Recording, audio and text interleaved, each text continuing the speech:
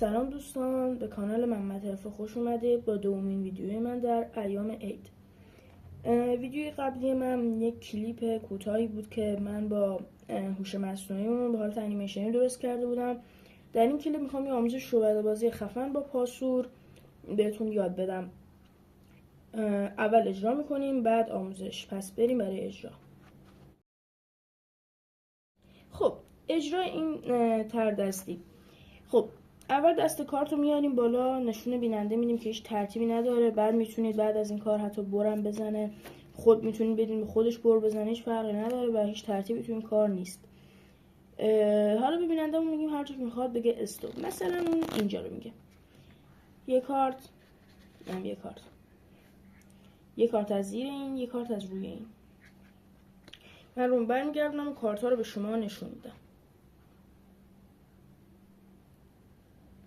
خب حالا دوباره به بیننده‌مون میگیم که میتونه دست کارت رو بر بزنه و دوباره هر جایی که میخواد بگه استوب. مثلا میگه اینجا یه کارتشون رو میذاریم اینجا، یه کارتشون رو میذاریم اینجا. مثلا یه کارت شما اینجاست روی این دست کارت، یه کارت هم زیر این دست کارت.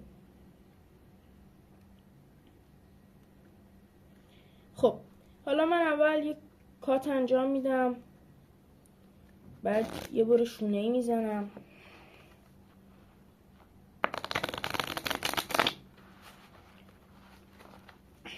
حالا بعد از انجام این کار به بینندمون میگیم که هر جا میخواد بگه وایسا.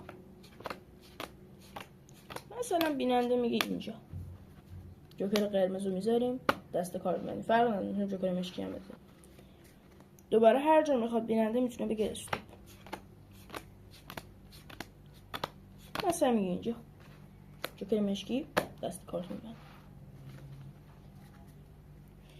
حالا دست کارت رو باز میکنیم و محل جوکر قرمز، محلی که خودتون انتخاب کردیم،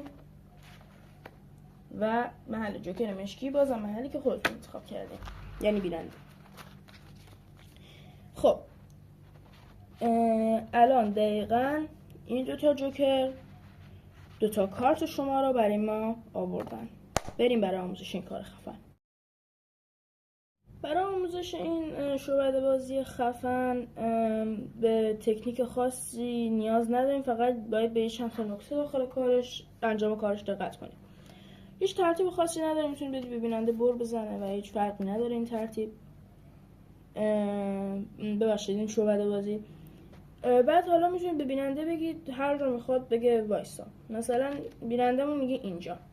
خب اینجا مثلا هم کاری که من داخل اجرا کردم، یه کارت از رو و یه کارت از زیر برمی‌دارید. بعد کارت ها رو به بیننده نشون میدید. حالا الان شده 10 گشیز و 9 پیک.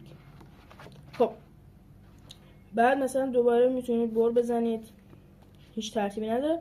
اینجا باید دقت کنید. اینجا مثلا میگید کجا وایسه بیننده، مثلا میگه اینجا کارت اول میذارید اینجا، کارت دوم هم باید بزنید زیر این دسته کارت، هم کاری که من کردم، و اینا رو بزنید رو هم. متها نکتهش اینه که اینجا این انگشت کوچیکمون باید اینجا وایسه، اینا بیان روی این انگشت و ما اینجا بدونیم که این کارت ها کجان.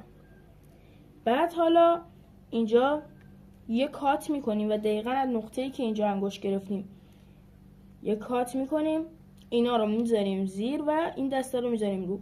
به این ترتیب ما کارت بیننده رو یکیشونو به بالا و یکیشونو به پایین کنترل کردیم. حالا بعد از این یه بار شونه‌ای هم میتونید بزنید برای اینکه بیننده‌مون شک نکنه. متأ چی کار میکنید؟ اول مقدار اول این زیر، یعنی مقدار اول رو از این یکی میریزین به این شکل و بعد مابقی اینجوری میریزین و مقدار این دست کارت میاد اینجا، یعنی این کارت آخرین کارتیه که میفته و دست کارت جمع میشه و هیچ تغییری نمیکنه. یه کارت بیننده بالا و یه کارت بیننده پایین. حالا دیگه اینجا میگیم به بیننده هر جا میخواد بگه وایستا.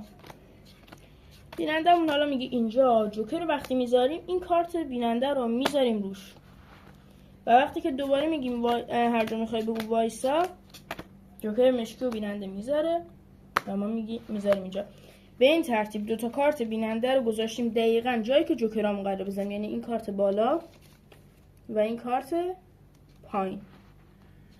و به این ترتیب ما تونستیم 2 تا جوکر با 2 تا جوکر کارت‌های بیننده رو پیدا کنیم.